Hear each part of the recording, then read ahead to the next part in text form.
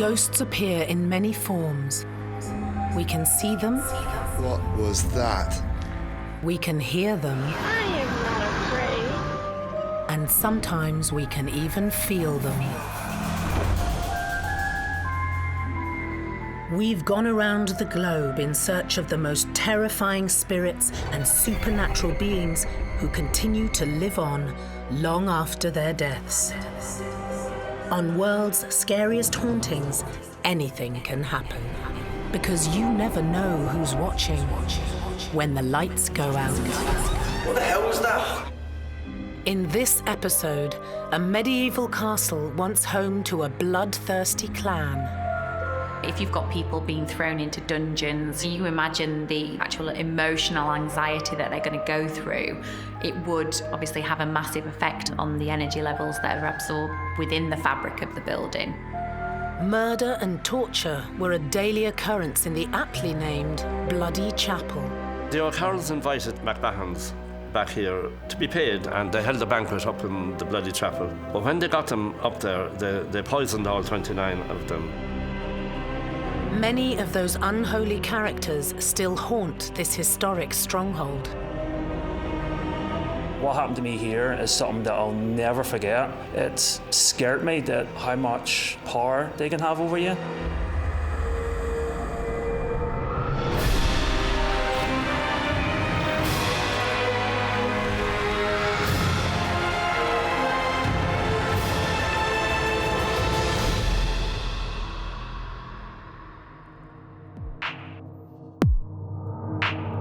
In the Irish county of Offaly stands an imperious fortress. Once home to a family of brutal warriors, the building is now inhabited by a bevy of terrifying ghosts.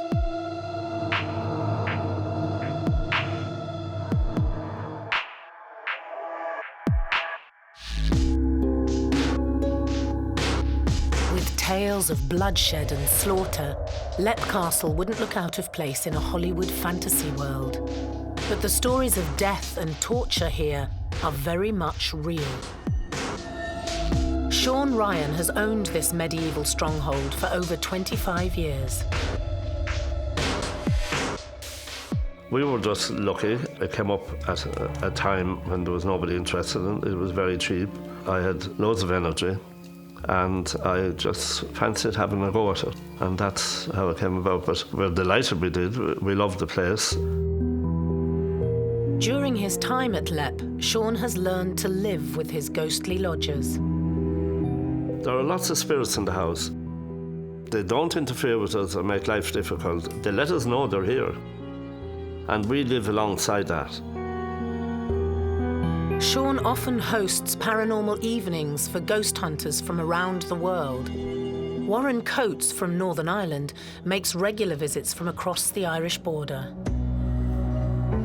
It took a bit of persuasion to get him to allow us into the castle, but obviously Sean, being the gentleman that he is, let us in, and right from the word go, there was just things happening. It was like getting a cloak of energy just put around you as soon as you come down into it. About a couple of weeks after that, there was myself and another 2 group members came down, and up in the chapel at the top, we had stones thrown at us. And again, to us, it was just trying to draw attention. You know, people sort of freak out and think, oh, there's something trying to possess us or trying to harm us. Things they got are normally the spirit, just trying to draw attention. Warren works alongside fellow paranormal enthusiast Neil McMenamin. First time I was overwhelmed because it's such a big hype for this building and you're so excited and you're expecting so much. But it took 2 or 3 goes in this building before I got what I wanted, what I got out of it. Neil and Warren have captured many EVPs during their investigations at Leap Castle. EVP stands for electronic voice phenomena. It's a way of capturing ghost voices or disembodied voices, normally using a digital audio recorder or a cassette recorder. Please make a noise for us now. Oh, God. I've been to tons of locations and things happen. You hear noises, you hear bangs, doors close, multiple different things happen. This place affects you emotionally, so I don't know how to explain that. I can explain all the other ones, but here just messes with your brain. Please make a noise for us now. Oh, God. And I don't know how to stop it. I don't know how to protect myself from being that way, because it did scare me.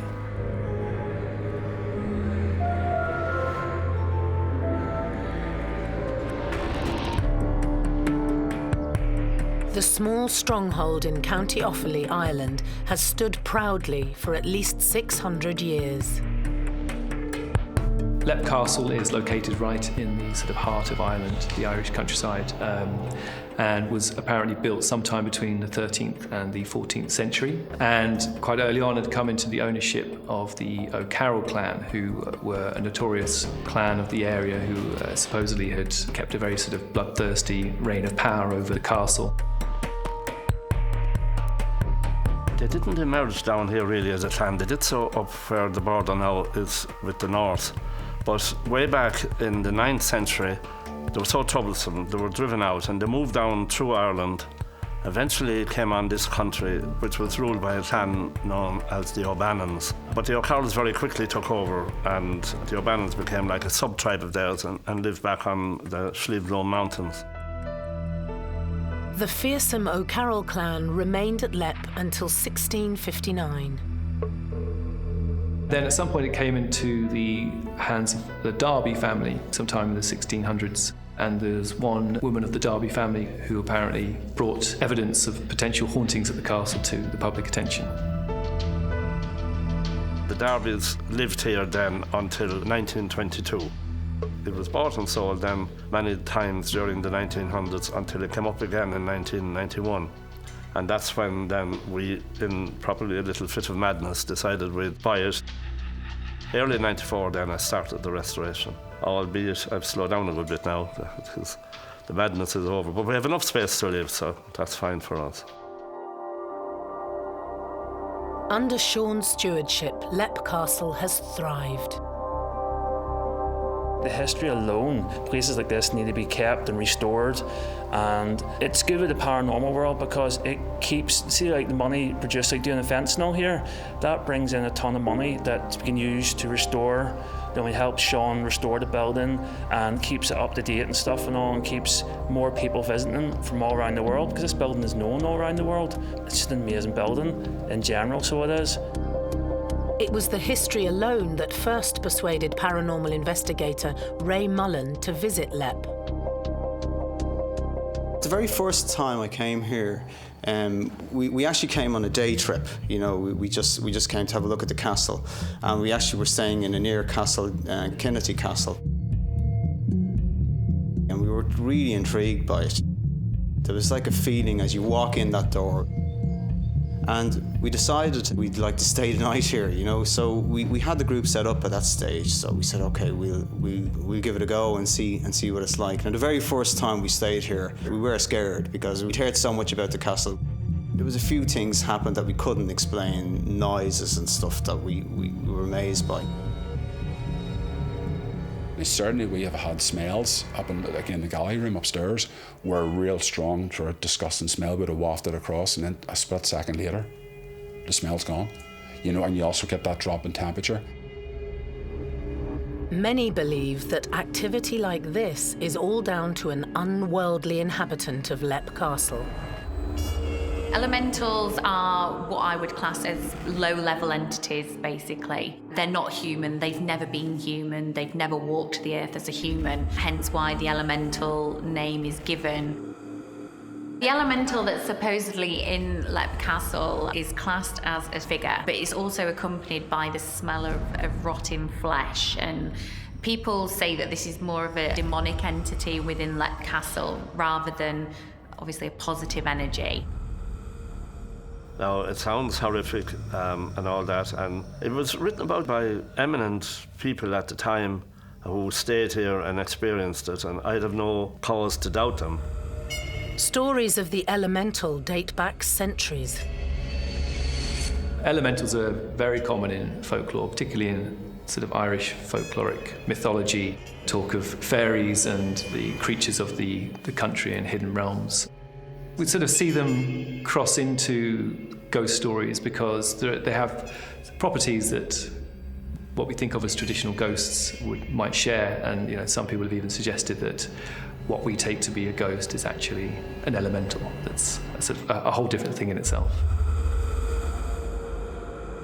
I believe that they reside on a different plane than us, within our plane, but not to where we could see them or be a part of their world.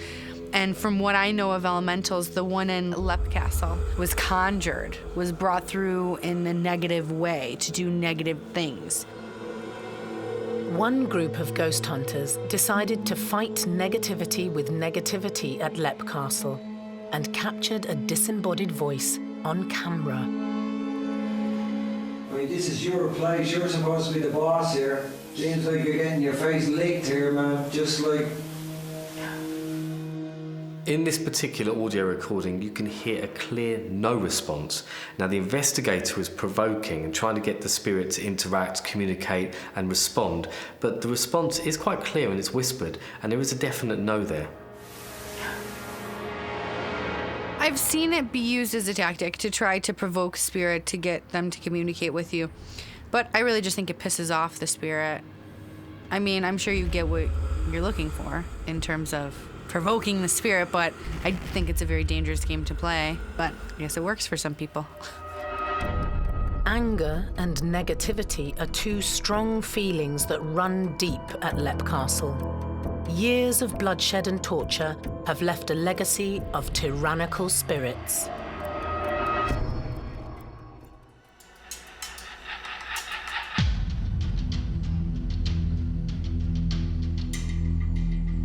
Lep Castle in the rural Irish county of Offaly has dominated the picturesque landscape for 600 years. The family most synonymous with this stronghold is the brutish O'Carroll clan, who defended the land around them by any means necessary throughout the 16th century. One particular story from 1592 reads like a plotline from a Hollywood fantasy drama. The O'Carrolls hired a neighbouring tribe, the McMahons, to act as mercenaries for them. After helping the O'Carrolls train for battle, a feast was planned to celebrate. So they invited McMahons back here to be paid, and they held a banquet up in the bloody chapel for them. But when they got them up there, they poisoned all 29 of them. They poisoned their wine. The experts would say the only reason is they didn't want to pay them. There is an account written by a Father Gleeson saying that on the night then they went crazy because they started cutting the heads off the McMahons and they kicked them out the windows of the top and made footballs out of them around the barn. The bloody chapel has been known to leave a lasting impression on visiting ghost hunters. I've been here 4 times, so I have, and it's an amazing location, so it is. It affects your emotions, something shocking. It is a total different feeling. It's hard to explain, but it wipes you, it exhausts you, it's tiring. It's enjoyable, it's an amazing location. It's only when you're here on your own, at night time, when things generally happen. Some people say it's ridiculous. It only happens at night time. It's just I think the reason for that is because you're on your own. There's not many distractions going on. Warren Coates remembers spending the night in the chapel. We walked into the chapel, and over at the far side, just when you turn, you walk into the actual chapel itself. There's a doorway at the left-hand side of it. And I was aware of a figure standing in the doorway, but I thought, I suppose in my naivety, I thought it was like a dummy or something that had Sean had set up just for added sort of fear factor. We walked into the room, sat the stuff down, I looked over and the figure was gone. And I never said anything to one of the other group members. I could have sworn there was somebody standing, there was a man standing over there. And we thought it was Sean's wife or his daughter, and then we found out there was nobody down here. We actually went into that room and there was nobody at all there. But I say, you'll be standing here and you hear the noises, you hear the doors rattling, you hear the chairs rattling on the stone flagons, and you hear the footsteps up above as well. Warren's fellow paranormal team member, Neil McMenamin, had a terrifying experience in the unholy chapel.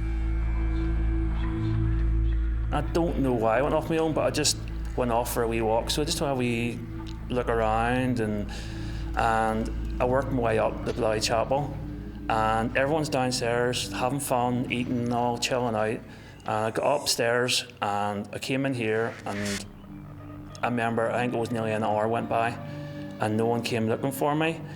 Didn't even notice I was gone, and it was just getting dark, so it was. I was just standing and just looking about, and there was black shadows floating about here and there, kept outside my eyes, kept catching them. So I did, and I was calling out. Something overcame me. I sort of worked my way towards the window. Something was telling me, I'll be okay if I jump. I'll be okay. I know it sounds a bit crazy, so it does, but I must have been standing there for a good 20 minutes, looking, thinking I could squeeze through that window, and looking down at the forest below. Someone was telling me, you'll be fine. You're not going to get hurt. You're going to jump. It'll be 100% fine. Nothing's going to happen to you. And lucky enough, one of the other staff members came up the stairs and called me, and I just snapped out of it. So I did whatever I was in, and it sort of freaked me out. It's terrified me of this bloody chapel, because I don't really want to stand around here on my own. You know, if I'm ever up here again, I'll be up here with people. So occasionally we might hear of a ghost sighting or an interaction with a ghost that involves the sensation of having been taken over by the spirit, or, you know, in a way possessed by the apparent spirit. And it's certainly not restricted to Leap Castle. It could be that something in all the history and the sort of the drama and emotion of these stories, and then being at the location, I think can sometimes sort of people can maybe embody something of that through the atmosphere of the building and the history.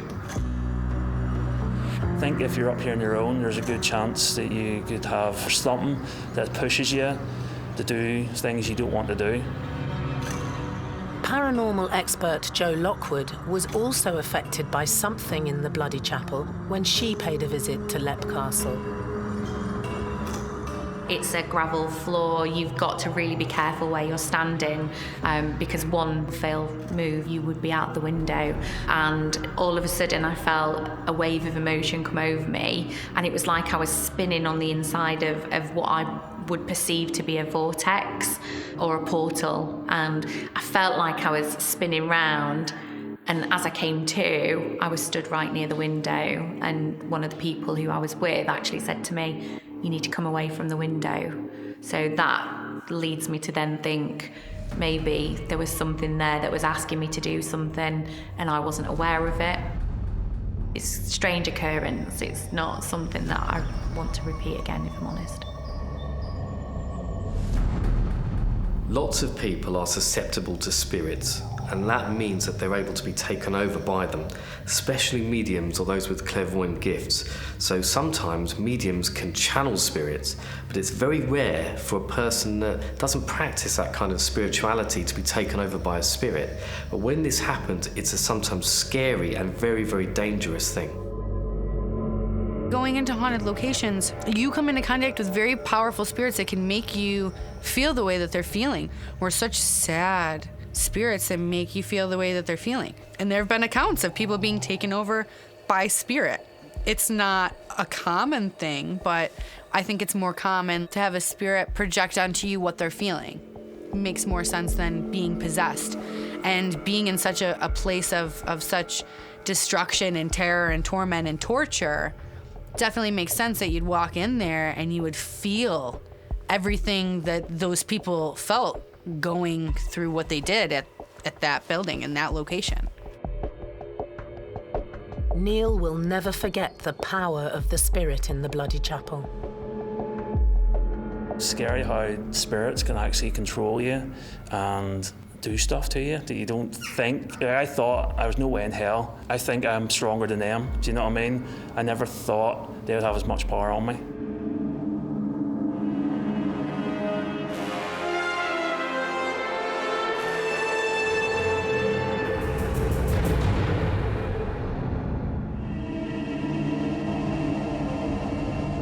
Leap Castle is synonymous with bloodshed, but not all the ghosts at the medieval stronghold are linked to its brutal past. Emily and Charlotte are two child spirits that are often seen and heard playing at Lepp Castle.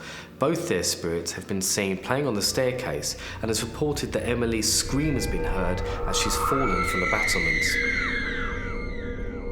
Paranormal investigators believe that Emily fell to her death around the turn of the 17th century. Lots of people will see a rope ladder because where she got up to fall, she had to go up on a rope ladder. And quite a lot of people who are touched with things see that rope ladder. Now, what we experience is we hear a scream. We think it could be the scream of her falling. We're not sure. I mean, we can't be 100% sure. But it's the only thing that raises the goosebumps, you know, when we hear that scream. And it's really short. It cuts off like a knife. Although Emily can be heard falling, it's her companion Charlotte who appears to be suffering an injury. They're always together. And she has a very badly deformed right leg. It's almost completely turned backwards. And she hobbles around after Emily. So it makes sense that their spirits would still remain there, because if my brother or my sister, something bad happened to them and I couldn't find them on the other side and they were where they passed away, I would stay with them just to be together. Although not much is known about the history of the two children, it's not uncommon to have young spirits inhabiting a haunted building. There are so many reports from paranormal investigators and eyewitnesses of children being seen and heard playing in various locations across the world. It's common for spirits to stick around in their place of death because of the torture and the torment and the traumatic circumstances that these spirits would have died in. There's something uniquely tragic about the idea of a child having lost its life, even a child being murdered, and then this sort of sense of them being left alone to haunt a place and being trapped there. I think that plays on all of our emotions.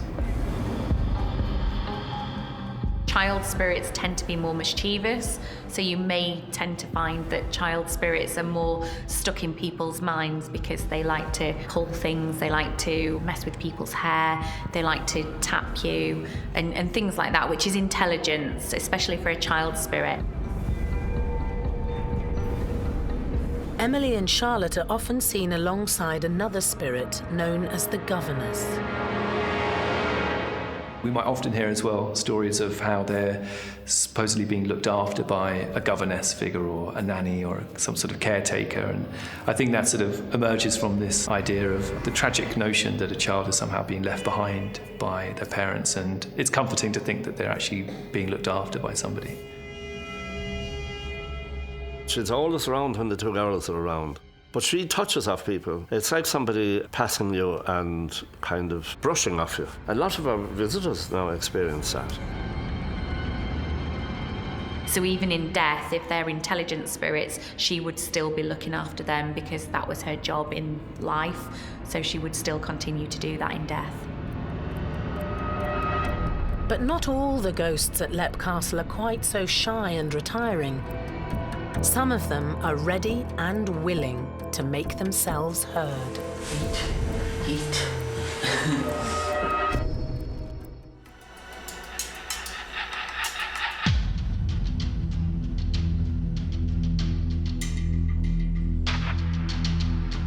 County Offaly in Ireland is home to one of the most haunted historic structures in the world, Lepp Castle. Ghost hunters regularly make the journey to this rural location in the hope of experiencing the unexplainable.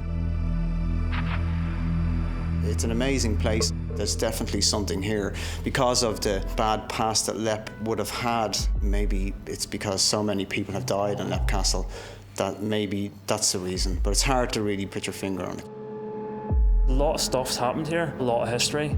Nearly every person that's came here has been affected in some sort of way. Ghost hunter Warren Coates has been passionate about the paranormal from a young age. So I've always had the interest, but I went, this is rubbish, there's no such thing.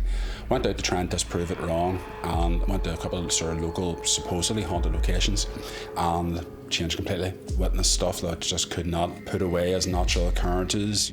Looked at all the possibilities and was left with one thing, it was the paranormal. So since that, I've been a believer. Eventually, Warren's curiosity led him to Lepp. The first time I came here was around 20 years ago. Long before Lepp Castle now is known as one of the most haunted castles in Europe. During one of his many visits, Warren captured something out of the ordinary. One of the photographs we have is actually a couple of group members were up in the room with the balconies in where the elementals are supposed to be seen. And one of the group members was actually looking in the mirror, and I was standing at the far side of the table and I took a photograph.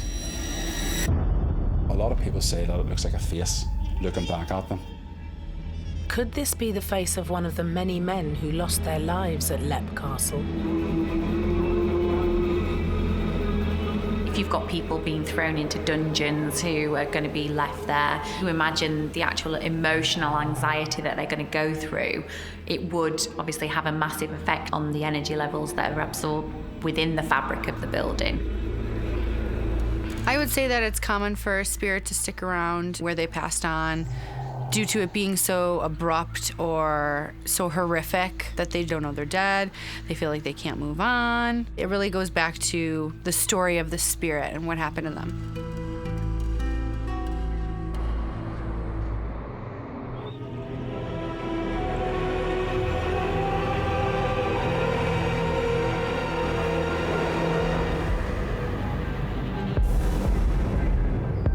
The bloody history of Lepp Castle attracts ghost hunters from far and wide. Ray Mullen and his paranormal team are based in Dublin, but they often travel the 90-mile journey just to carry out investigations here. We've come to Lepp so many times. We've had voices on clips which you just can't explain. It just doesn't make sense. Ray works alongside his paranormal teammate, Derek Johnston. I think it's just the history of the bloody chapel that gives this place its reputation and tends all the groups need to come and visit. I just keep you drawn back to the place. Ray and Derek have perfected a way of capturing the spirits at Lepp. What we do is we set up some cameras, we set up EVPs, and we just talk to see is there anything there and if we get any answers. Most of the time you'd be talking away, having a general chat, and you just hear a voice and maybe in the background when you're listening back. And it's when you least expect it. There was two of the lads out in the balcony where John grows the grapes, and we were setting up the cameras on the inside, and I was shouting out to Stephen, who's there with us as well, how to hire and lower the cameras. And then we got this EVP that something said, it, and then a laugh, or it could be eat, and a laugh. Eat. Derek would listen to a lot of footage. He spends so many hours. It takes a lot of dedication. He sits down, he goes through all the tapes, and you'd get a phone call from Derek to say, I've just heard something I really need you to listen to. This particular clip, there was no female there that night. We're just setting up equipment, and it's like you can hear a female voice. It's like as if she's been watching or something, in the background while we're setting up the equipment. Eat. It's saying eat and laughing in like this malevolent, nasty laugh. Sounds like a clear EVP. I would definitely rank that high on the EVP scale. EVPs like this still excite a seasoned investigator like Derek. The hair stand up on your neck, to be honest. Because I'm a skeptic as well, so I don't usually believe in all this stuff, but I can't explain it.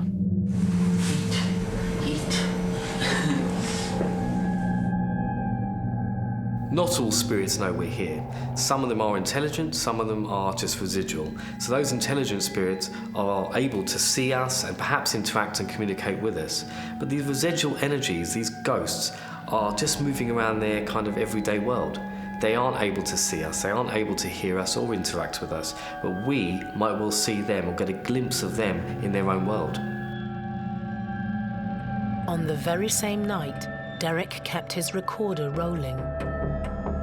Shortly after that then, there was another EVP. Within the 3 minutes of that clip, there's another one near the end of it. It's a very faint voice, you probably need earphones to hear it, but it sounds like I had to go past Jesus Christ, or something like that.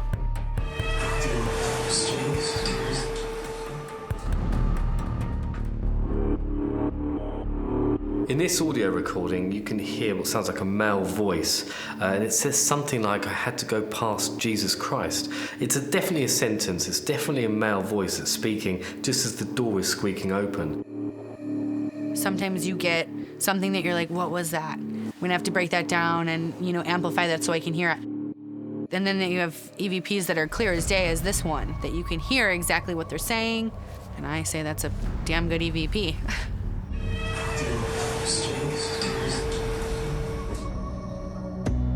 It was a fantastic capture for Derek and Ray. It used to scare us, this is really, really strange, But now, you sort of get used to it. We wouldn't have had a huge amount of times it's happened. But when it does happen, there is no explanation for it. Where did the voice come from? There must be something. So there's something in there that says there is something, Capturing intelligent spirits on tape can be extremely difficult, and often the responses they give are seemingly random. Is it possible that they're not even aware that they're being contacted?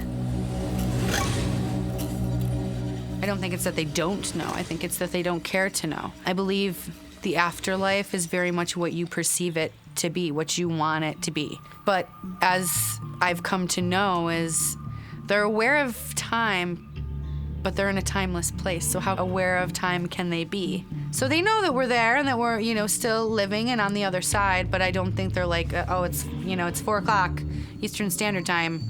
Gotta hurry up, it's getting dark outside. I don't think they're aware like that.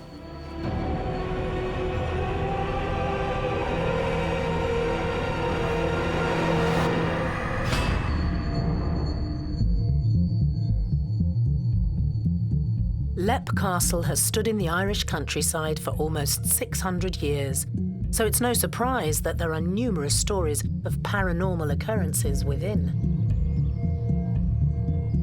There are reports of an old man seen sat in the fireplace at Leap Castle, but only the top portion of his body is seen. Now, he could well be a residual of energy, a ghost, but the reason why he's only this part of his body is seen is because the floor might be a different level than it was back in the day. So what you're seeing isn't really there, but the building has changed and the structure of the room has changed so much that we're only seeing this portion of his body.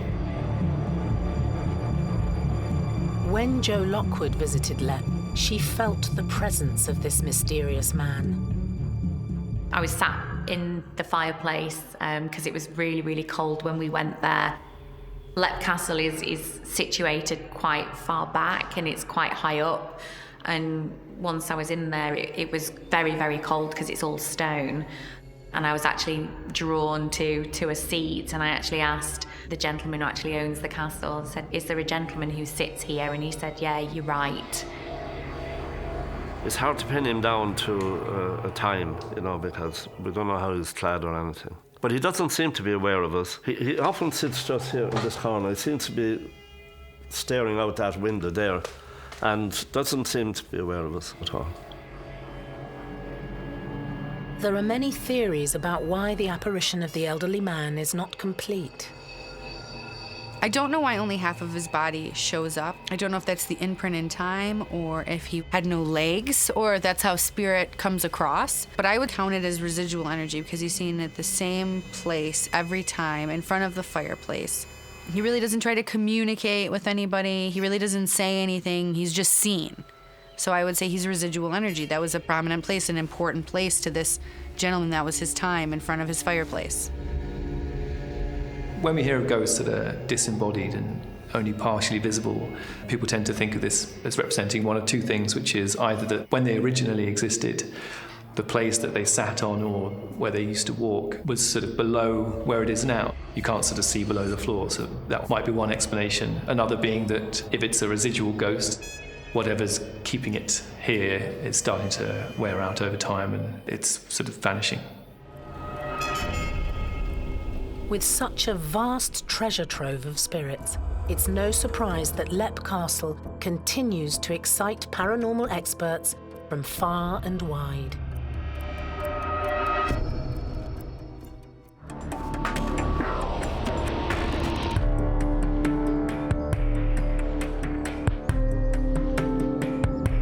Leap Castle is one of the most haunted locations in Ireland. A history of bloodshed and torture has left a whole host of paranormal energy within the building. I suppose we kind of want to associate spirits with places like Leap Castle because of their sort of quite dark and mysterious and sort of traumatic history. It sort of really captures the imagination of what we associate the haunted place to be. In the castle's most notorious room, the Bloody Chapel, the apparition of Father Thaddeus O'Carroll has been seen on many occasions. It's quite common for the spirit of monks or priests to be seen haunting locations. In this particular case at Leap Castle, the priest was murdered by his own brother in the Bloody Chapel. Thaddeus was one of the members of the barbaric O'Carroll clan who once ruled over Leap Castle. Unlike in so many tribes, the leadership did not pass down to the son of the chieftain. Instead, the elders would select a shortlist of candidates and decide between them. When Mulrooney O'Carroll died in 1592, Thaddeus and his brother Tig were in line to take over. Two of them were up for chieftaincy at the time. And one of them, Thaddeus, was a priest. Tig was the other one. Thaddeus started a mass one Sunday before Tig arrived. And Tig reckoned it was the worst insult ever paid him. And he killed him. But of course he was getting rid of the opposition. And he did. And he became chieftain. Paranormal experts believe that Thaddeus still roams the chapel in search of revenge. As in Japanese folklore, the sort of spirit is known as a reikon, and you can actually get a very specific ghost called a yurei. So a yurei is a ghost made specifically because the spirit was created through a violent act. And so in that moment of violence or heightened emotion, the spirit transforms into a ghost called a yurei, which then will come back to haunt whoever they consider responsible for their death or creating that moment. But with Thaddeus being a holy man, it's possible that he's not out for vengeance and perhaps just wanders through the chapel he once called home. So his ghost still remains there, which makes sense because he might be protecting it. He may be trying to warn people to not go there if it's a bad place, if it's a dark place, because there's just a lot of heavy darkness surrounded around that energy. So maybe the priest is sticking around to bring light and love and to maybe keep the darkness at bay, like a protector, like there to protect and oversee and make sure that there is peace brought to the land. I don't think he's stuck. I think he's there at his own will to do good. While searching for Thaddeus, paranormal investigator Warren Coates saw the apparition of another religious figure in the chapel. There was one, there's an oldish man. We've seen a couple of caves up there. He looks like a stereotypical monk that walks about, but he would sort of hide. If you're over at the far side where Liblade is, he sort of hides over in the background and he would sort of stay there. And then when you walk away, it's as if he's following you throughout the castle, keeping an eye on just what you're doing. We tend to hear a lot of stories about religious ghosts, or particularly in the United Kingdom and Ireland, ghosts of the Christian faith. We frequently hear of monks being sighted near religious locations or places that have been sanctified. And I guess the reason for this is that the association with the ascension to heaven, but only being possible once you've had a proper burial. So for any religious figure to have not been buried properly or to have been murdered, to have been killed unlawfully, would somehow disturb their spirit, and therefore that's why we might see them still hanging around these buildings. Religious ghosts are actually quite common, and it might well be because they've died perhaps in such traumatic circumstances that there is this kind of comparison to their good, fulfilling life and the way they actually perished. So their spirits are trapped in this ether, in this plane. You don't even have to be inside the bloody chapel to experience the ghosts within. Across the valley and they've rung us to say there's a light in the chapel again, but by the time we get the call and get up, it's gone, you know. So we actually haven't seen it ourselves, but they do see it and they ring us. I've actually seen those lights firsthand. I went to Lep Castle back in June of 2016 and went along with 2 other paranormal investigators, and it was a little bit strange, to say the least.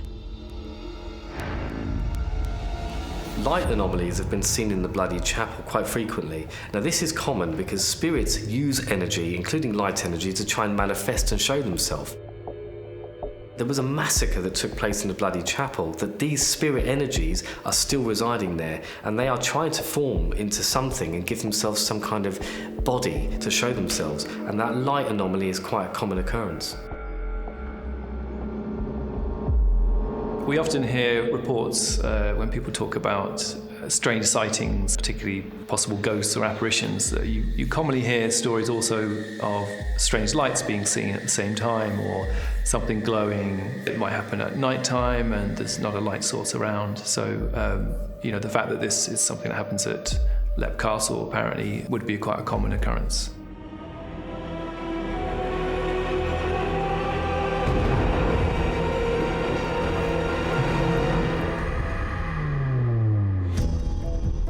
Lep Castle is a fascinating place that constantly simmers with paranormal energy. It's no wonder that the people who visit feel so enchanted by the place. What happened to me here is something that I'll never forget, and it's something that I don't really talk about because it's a bit of a touchy subject sort of thing, and it scared me how much spirits can do, how much power they can have over you.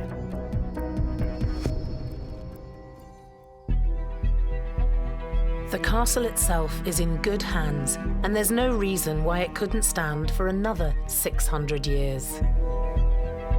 What Sean's done here is amazing, and when Sean took us over, it was just a shell, and he's done all the work, and that's why he is so accepted by the spirit energies that live here. But there's a history. If Lep Castle had been knocked down years ago, there would have been a field here, it would have been somebody's big mansion house built here now, and the history would have been gone. The energies would have still been here, stories would have still been here, and all the folklore would have still been here.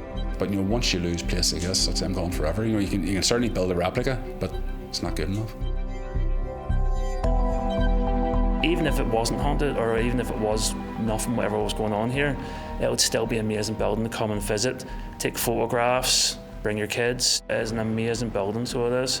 It's really important to the haunted world.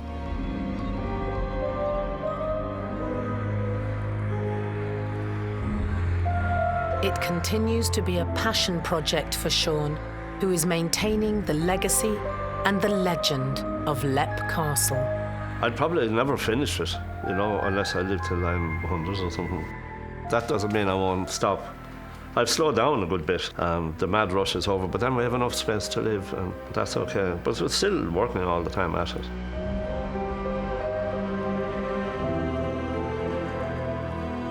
Sean has done everything that he possibly could to keep the place going. He keeps the history of it alive.